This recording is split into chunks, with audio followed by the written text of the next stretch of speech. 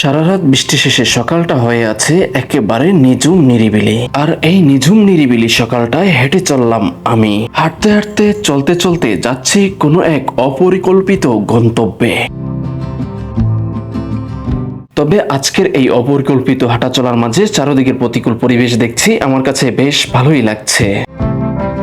গ্রামের এই প্রতিকূল পরিবেশের মাঝে চোখ যেদিকে যায় সেদিকের পরিবেশই দেখতে বেশ ভালোই লাগে। আর এই গ্রামের প্রতিকূল পরিবেশ দেখলে চোখ একেবারেই সরাতে ইচ্ছে হয় না, ইচ্ছে হয় যেন সারাক্ষণই উপভোগ করতে থাকি গ্রামের প্রতিকূল পরিবেশ।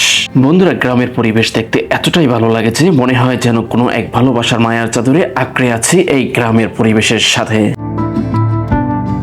বন্ধুরা, গ্রামে হাঁটা চলার মাঝে পাওয়া যায় অন্যরকম এক অনুভূতি। তবে এই গ্রামের অনুভূতি তারাই অনুভব করতে পারবেন যারা গ্রামকে ভালোবাসেন এবং গ্রামের পরিবেশের সাথে মিশে যে গ্রামকে উপভোগ করতে পারবেন। যাই হোক বন্ধুরা, এই সকালবেলায় অনেক সময় ধরে চলতে চলতে এখন পাচ্ছি হিমেল বাতাস, যা মনকে দিচ্ছে অন্যরকম এক প্রশান্তি। আর হ্যাঁ বন্ধুরা, আপনাদের তো বলা হয়নি, আমি হাঁটতে চলতে চলে এলাম পাশের একটি গ্রামে। আর এই গ্রামের প্রতিকূল পরিবেশও দেখতে বেশ চমৎকার, যা দেখে বেশ ভালোই লাগে।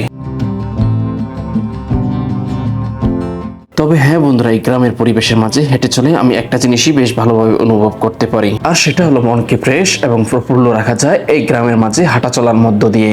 বন্ধুরা, ভিডিওটা ছোট হলেও বেশ অনেক সময় ধরে হাঁটাহাঁটি করা হয়েছে আমার। ভিডিও লং হয়ে যাবে, তাই পুরো সময় ধরে হাঁটা চলার ভিডিও চিত্র ধারণ করা হয়নি। যাই হোক বন্ধুরা, এই গ্রামের মাঝে বেশ অনেক সময় ধরে হাঁটা চলা করা হলো আমার। এবার সময়ও পুরিয়ে এলো বিদায় নেওয়ার আগে দেখতে পেলাম গ্রামের শিশুদের বক্তব্য পড়া শেষ করে ফিরছেন বাড়ির দিকে। তবে বর্তমান সময়ে গ্রামের শিশুদের বক্তব্য পড়ার ঐতিহ্য উঠে গেছে বললেই চলে।